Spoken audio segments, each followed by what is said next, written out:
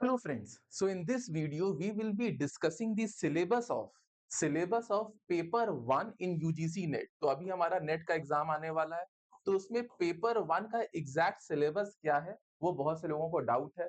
तो इस वीडियो में हम लोग सिलेबस डिस्कस करेंगे ऑफ पेपर 1। नेक्स्ट वीडियो में I will be discussing the syllabus of paper 2 जो कि हम लॉ का सीरीज बना रहे हैं। तो लॉ का paper 2 we will be discussing.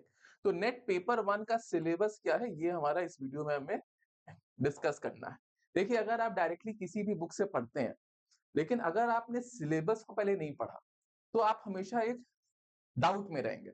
अगर आपने सिलेबस को, जो कि यूजीसी के साइट पे ऑलरेडी अपलोडेड है, उसको एक बार पढ़ लिया, उसके टॉपिक से आप बेसिक प्रिपरेशन भी कर लिया है, आपका एग्जाम में 70% 70 टू 80% क्वेश्चंस हो जाएंगे, अगर आपने कॉन्सेप्चुअली सिलेबस को ही पढ़ रखा है।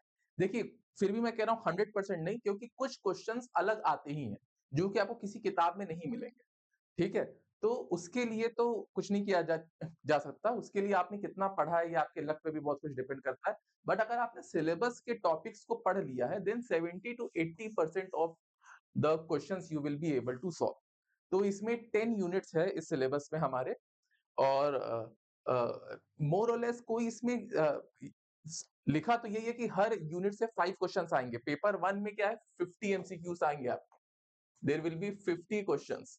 तो अगर 10 यूनिट्स हैं तो एवरी यूनिट से 5 एमसीक्यूज आने चाहिए, बट ऐसा कोई रूल नहीं है। किसी यूनिट से ज्यादा पूछ सकते हैं, किसी यूनिट से कम पूछ सकते हैं। तो मोटा मोटी आपको प्रिपरेशन पूरा पूरा ही करना है। हाँ, कुछ इंपॉर्टेंट टॉपिक्स होंगे वो मैं आपको बता दूं, बट किसी भी यूनिट को हमें छोड़ना नहीं है। एक बेसिक जो हमारा सिलेबस है, सबसे पहले हमें सिलेबस देखना है। अगर आपने डायरेक्टली पास्ट ईयर पेपर्स लगाए या फिर आप कोई बुक से पढ़ रहे हैं, बट ये जो सिलेबस है इसको पहले आप देखिए, इसके जो टॉपिक्स हैं इसको अगर आपने प्रिपेयर कर लिया, 70 to 80% of your work is done for paper 1। All right. तो ये जो ऑब्जेक्टिव क्या है पेपर 1 का, आपका टीचिंग एंड रिसर्च कैपेबिलिटीज को जानने का। तो टॉपिक्स भी ऐसे हैं कि आपकी अच्छा टीचर बन पाए और एक अच्छा रिसर्चर बन पाए। इसके लिए ये चीज है आपकी कॉग्निटिव एबिलिटीज को। कॉग्निटिव एबिलिटीज क्या है कि आप कैसे एनालाइज कर पाते हैं, इंटरप्रेट कर पाते हैं चीजों को। Comprehension, analysis, evaluation, understanding the structure of the argument, ये सब जानने के लिए डिडक्टिव एंड इंडक्टिव रीजनिंग, इससे भी क्वेश्चंस आते हैं। तो ये रीजनिंग्स क्या होते हैं, इसको भी आपको प्रिपेयर करना होगा। ठीक है? तो ये आपका बेसिकली पेपर 1 का ऑब्जेक्टिव है। अब इसका सिलेबस क्या है? ठीक है? तो इसमें 10 यूनिट्स हैं all together. Unit number 1 teaching aptitude. तो इसमें आपको टीचिंग एप्टीट्यूड है, लॉजिकल रीजनिंग है, कंप्यूटर के बारे में है, जीके है, डेटा इंटरप्रिटेशन है, ऑल राइट, एनवायरनमेंट के बारे में है। ये सारा आपका 10 यूनिट्स ऑल टुगेदर है। तो हम लोग one by one we will be seeing each and every unit. All right. तो टीचिंग एप्टीट्यूड, तो टीचिंग एप्टीट्यूड में क्या पूछेंगे कि भाई टीचिंग क्या कंसेप्ट है, कैसे टीचिंग हो सकती है, क्या क्या टाइप्स ऑफ टीचिंग होती है, उसके ऑब्जेक्टिव्स क्या, लेवल ऑफ टीचिंग, ये बहुत इंपॉर्टेंट है। क्या क्या लेवल ऑफ टीचिंग है, पहले memory based, understanding based, reflective based, analytical based, बहुत से कैरेक्टरिस्टिक्स एंड बेसिक रिक्वायरमेंट्स क्या है टीचिंग के। फिर लर्नर का क्या फीचर्स है। लर्नर के ऊपर भी डिपेंड करता है कि आपकी टीचिंग मेथोडोलॉजी कैसी होनी चाहिए। ठीक है? यहाँ पे अगर आपको अच्छा टीचिंग देना है, पहले आप टीचिंग के बारे में समझिए, फिर आप लर्नर के बारे में समझिए। तो कैरेक्टरिस्टिक्स ऑफ एडोसेंट, एडल्ट लर्नर, क्या क्या चीजें होती हैं, academic, social, emotional and cognitive, individual differences, her individual थोड़ा अलग है, तो किसके ऊपर कौन सा अप्रोच ज्यादा बेटर होगा। Factors affecting teaching related to, तो क्या क्या फैक्टर्स टीचिंग को अफेक्ट करते हैं। तो टीचर रिलेटेड फैक्टर्स हो सकते हैं, लर्नर रिलेटेड फैक्टर्स हो सकते हैं, सपोर्ट मटेरियल हो सकता है, इंस्ट्रक्शनल फैसिलिटीज हो सकता है, लर्निंग एनवायरनमेंट एंड इंस्टीट्यूशंस हो सकता है। इसीलिए हम लोग कहते हैं ना कि आप अच्छे इंस्टीट्यूशंस में जाइए, क्योंकि वहां पे वो माहौल होता है कि यू कैन आपको मेहनत डालनी ही पड़ेगी। आप आसपास लोगों को पढ़ते हुए देख रहे हो, अच्छे जो इंस्टीट्यूशंस है जैसे आईआईटी, आईएम्स, तो आपको भी मेहनत करना ही पड़ेगा, otherwise you will feel left out. तो इन सब का क्या इम्पैक्ट होता है, ये सब आपका कहीं ना कहीं टीचिंग पे इम्पैक्ट डालता है। ठीक है? टीचर का क्या एटीट्यूड है, लर्नर का क्या एटीट्यूड है, सपोर्ट मटेरियल क्या है। ठीक है? तो इन सबके भी आपको नोट्स हमारे पेड में मिल जाएंगे। अभी तो बस मैं सिलेबस कर रहा हूँ डिस्कस। अगर आपको इनके नोट्स चाहिए, यू कैन कॉन्टैक्ट मी, आपको पेड वर्जन में हमारे सारे नोट्स और विथ डिटेल्ड एक्सप्लेनेशन भी मिल जाएंगे। Methods of teaching institution of higher education, higher education में क्या मेथड्स ऑफ टीचिंग होता है, क्या वो टीचर सेंटर्ड मेथड है जहाँ पे टीचर ही एकदम प्राइम है, वो नॉलेज इम्पार्ट कर रहा है, या वो लर्नर सेंटर्ड मेथड है, क्या वो ऑफलाइन ऑनलाइन मेथड्स है, स्वयं स्वयं प्रभा, ये सब गवर्नमेंट की साइट्स है, एमओसीस है ना, इनके बारे में भी आपको नोट्स बनाने होंगे। तो ये आपका यूनिट 1, आप मान के चलिए 5 क्वेश्चंस तो आने ही आने हैं, 4 से 5 क्वेश्चंस तो इसमें रखे ही हैं। ठीक है, ये आपको एक इंपॉर्टेंट टॉपिक है यूनिट 1, ये आपको प्रिपेयर करना ही है। ठीक है, वैसे सारे ही टॉपिक्स आपको प्रिपेयर करना है, कुछ भी छोड़ के नहीं जाना है। ऐसा नहीं कि जो मैंने टॉपिक्स इसमें से इंपॉर्टेंट बताए हैं ये ज्यादातर आए हैं, बट यूजीसी किसी से भी सवाल पूछ सकता है। ठीक है, then we are going to unit 2। अभी यूनिट 1 में और भी बचा हुआ है, teaching support system, traditional modern ICT based, जैसे ये जो हमारी टीचिंग हो रही है ये कंप्यूटर या टेक्नोलॉजी के यूज से हो रही है, तो information and computer technology based teaching, evaluation systems, elements and types of evaluation, evaluation in choice based credit system, ये इंपॉर्टेंट है, इसके बारे में भी आप नोट्स बना सकते हैं। सीबीसीएस, क्योंकि ये आपका एनईपी में दिया हुआ है, तो इसके बारे में भी आप नोट्स बना सकते हैं। In higher education, computer based testing, जैसे आपका ये जो नेट का एग्जाम होगा ये आपका कंप्यूटर बेस्ड होगा, ये बात याद रखिएगा, नेट का जो एग्जाम आप देंगे कंप्यूटर बेस्ड मोड पर है ये। इनोवेशन इन इवैल्यूएशन सिस्टम, इन सब के बारे में भी आपको पढ़ना है। Alright, then we have unit 2। Unit 2 आपका रिसर्च एप्टीट्यूड पे, जैसे यूनिट 1 आपका टीचिंग एप्टीट्यूड पे था, यूनिट 2 आपका रिसर्च एप्टीट्यूड में। तो रिसर्च में मीनिंग क्या है रिसर्च का? रिसर्च का मीनिंग क्या होता है? To find some new thing from the existing knowledge और an addition to an existing knowledge, है ना?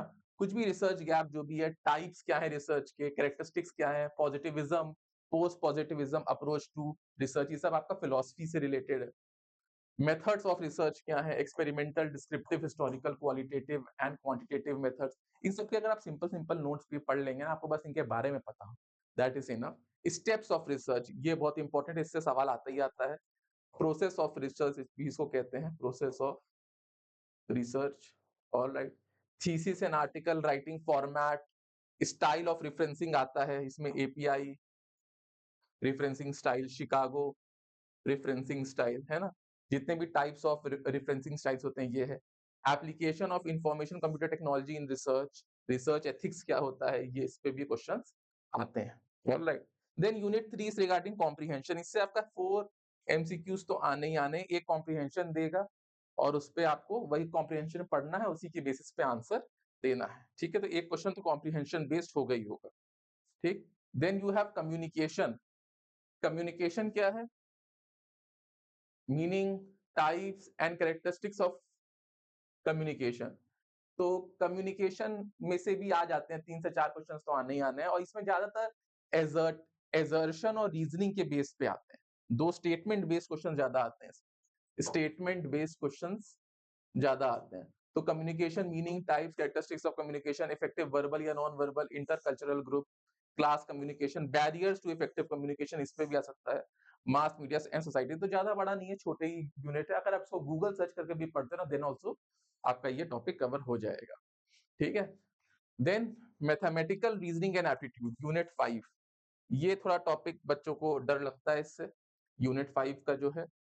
तो इसमें देखिए, इसमें सबसे टाइप्स ऑफ रीजनिंग पढ़ना होगा, नंबर सीरीज आ जाता है, letter series, codes and relationships, multiple mathematical aptitude में आता है, fraction, time distance question, ratio के, रेशियो प्रपोर्शन के, परसेंटेज के क्वेश्चन तो बहुत आते हैं, profit and loss, interest, discounting, averages, ये सब आते हैं। ठीक है, तो इसमें भी आपको बेसिक तो पढ़ना ही होगा, है ना? मैथ से भी आप मान के चलो 4 से 5 सवाल तो दे विल आस्क, है ना? तो अब देखिए, कुछ इसमें जैसे नंबर सीरीज में आप फंस सकते हो, बट कुछ कुछ जैसे ये सब है ना, टाइम डिस्टेंस, रेशियो प्रपोर्शन, ये सब तो हो जाते हैं, परसेंटेज है ये, तो आपको ये सब भी एक बार आप पढ़ लेना, जो भी इनके एमसीक्यूज आए हैं।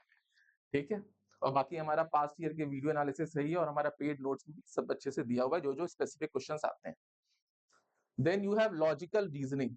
अगर आप मैथ्स वाला अच्छे से पढ़ते हो ना, तो आपका डेटा इंटरप्रिटेशन जो यूनिट 7 है, ये भी बहुत हद तक हो जाता है कवर। तो लॉजिकल रीजनिंग में क्या है? Understanding the structure of argument. तो इसमें क्या नाम है, ये सबसे बड़ा टॉपिक है, one of the biggest topic है, क्योंकि इसमें इंडियन लॉजिक को भी ऐड किया हुआ है। ठीक है? तो इसमें आर्गुमेंट का स्ट्रक्चर ये स्टेटमेंट फॉर्म पे भी आ सकता है, ठीक है? They can ask you in statement form या assertion and reasoning form, assertion and reasoning form या वेन डायग्राम फॉर्म में भी पूछ सकते हैं, ठीक है? तो इसमें क्या है, structure of argument, argument forms, है ना? मूड, फिगर, फॉर्मल, इनफॉर्मल, फैलेसीज पे बहुत क्वेश्चन आता है, use of language, connotation and denotation of term, classical square of opposition, ये सब आपको पढ़ना होगा। Evaluating and distinguishing deductive and inductive reasoning, ये इंपॉर्टेंट है। ये मैंने आपको ऊपर भी लिखाया था इनके ऑब्जेक्टिव में, पेपर 1 के। डिडक्टिव एंड इंडक्टिव रीजनिंग पे नोट्स बना लेना है, एनालॉजीज पे नोट्स बना लेना है। 2 चीज़ों को कंपेयर करके बताएँगे। वेन डायग्राम, इंडियन लॉजिक, ये आपका इंडियन लॉजिक, ये सब आपको पढ़ना पड़ेगा जो इंडियन फिलॉसफी में है। इंडियन फिलॉसफी में फैलेसीज ऑफ इन्फरेंसेस पे हेतु व भाषा, ये सब बहुत इंपॉर्टेंट है। अनुमान, इन्फरेंस, प्रत्यक्ष मतलब आपका परसेप्शन, शब्द, वर्बल टेस्टिमनी, इम्प्लीकेशंस, अर्थपति, है ना? ये सब इंडियन लॉजिक्स भी आपको पढ़ने होंगे, इस पे भी क्वेश्चंस आते हैं। तो इसमें से आप मान के चलो 6 से 7 क्वेश्चंस एमसीक्यूज तो आ ही जाएंगे, है ना? डेटा इंटरप्रिटेशन, इससे भी आप मान के चलो 4 टू 5 एमसीक्यूज आर देयर। एक आपको टेबल दे देगा, उसी के बेसिस पे क्वेश्चंस पूछ लेगा। तो इसमें आपका मैथ्स वाला अगर आप प्रिपेयर किए तो ये भी प्रिपेयर हो जाएगा। इसमें पाई चार्ट, हिस्टोग्राम, ये सब आपको दे देंगे, उसी के बेसिस पे डेटा इंटरप्रिटेशन के questions they will ask. Then unit 8 is regarding information and communication technology. देखिए इसमें क्या है ना, ये सब बहुत फैक्चुअल बेस्ड है। फैक्चुअल बेस्ड का मतलब क्या हुआ, या तो आपको आता है तो आता है, नहीं आता है तो फिर नहीं आता। इसको बेटर है कि थोड़ा आप एंड में पढ़ना, ताकि आपको रिकॉल करने में आसान हो। तो इसमें आपको बेसिक कंप्यूटर के जो टर्म्स होते हैं उसके बारे में पूछेंगे, बेसिक एब्रिविएशंस क्या होती है उसके पूछेंगे। तो ये इसके अगर आप पेड वर्जन लेते हो तो इन सबके जो स्पेसिफिक आया हुआ है पास्ट ईयर्स में, उसके बेसिस पे आपको नोट्स मिल जाएंगे, क्योंकि इसमें पढ़ने के लिए बहुत कुछ है और जरूरी नहीं कि जो आपने पढ़ लिया इसमें वो एग्जाम में आ भी जाए। हो सकता है इतना पढ़ने के बाद भी जो एग्जाम में आया वो आपको नहीं आता, ठीक है? तो ये सब थोड़ा फैक्चुअल बेस्ड हो जाता है। Same goes with unit 9 also, people development and environment. ये भी आपका फैक्चुअल बेस्ड हो जाता है बहुत ज्यादा। इसमें या तो फैक्चुअल बेस्ड पूछते हैं, बहुत सा जीके से भी पूछ लेते हैं, ठीक है? तो जैसे एनवायरमेंटल प्रोटेक्शन एक्ट है, नेशनल एक्शन प्लान है, Kyoto protocol, Paris agreement, international solar alliance से क्वेश्चन पूछा ही जाता है, ठीक है? Natural hazards and disasters mitigation strategies, natural energy, solar, wind, soil, hydro, इसमें गवर्नमेंट का क्या कंट्रीब्यूशन है, क्या टारगेट सेट हुआ है, कितना परसेंटेज ऑफ एनर्जी हमारा सोलर इन सबसे आती है। Impacts of pollutants on health, इससे भी पूछते हैं वो, पॉल्यूटेंट्स का इम्पैक्ट आपके हेल्थ पे क्या होता है ना? Environmental issue, local, regional, air pollution, water, soil pollution, noise pollution, climate change and it's socio economic political dimensions, human and environment interaction, anthropogenic activities and their impact on environment, millennium development and sustainable development goal, SDGs आप पढ़ लेना, जो भी 17 SDGs दिए हुए हैं वो आपको पढ़ना होगा, ठीक है? तो that is unit 9। Now we have unit 10। ये आपका हायर एजुकेशन सिस्टम पर है। इसमें आपकी कौन सी यूनिवर्सिटी कब सेट हुई थी, इंडिया का एजुकेशन सिस्टम का इवोल्यूशन कैसे हुआ, ये सारी चीजें पूछेंगे। तो institution of higher learning and education in ancient India में कैसा था, evolution of higher learning and research in post independence, independence के बाद कैसे इवॉल्व किया, आईआईटीज का फॉर्मेशन, सेंट्रल यूनिवर्सिटीज का फॉर्मेशन, कौन सी यूनिवर्सिटी पहले सेटअप हुई थी, ये सारी चीजें। Oriental convention and non conventional learning programmes in India, बहुत से conventional and non conventional learning programmes है। इंस्टीट्यूशन ऑफ हायर लर्निंग में आपको रैंकिंग्स भी पूछ सकते हैं, एनआईआरएफ रैंकिंग एक्सेट्रा, है ना? Professional, technical and skill based education, ये भी इंपॉर्टेंट है। इन सब में फर्क क्या होता है, value education, environmental education, policies, governance and administration. देखिए इसे, तो ये आपका हायर इसके भी आपको नोट्स मिल जाएंगे हमारे पेड वर्जन में।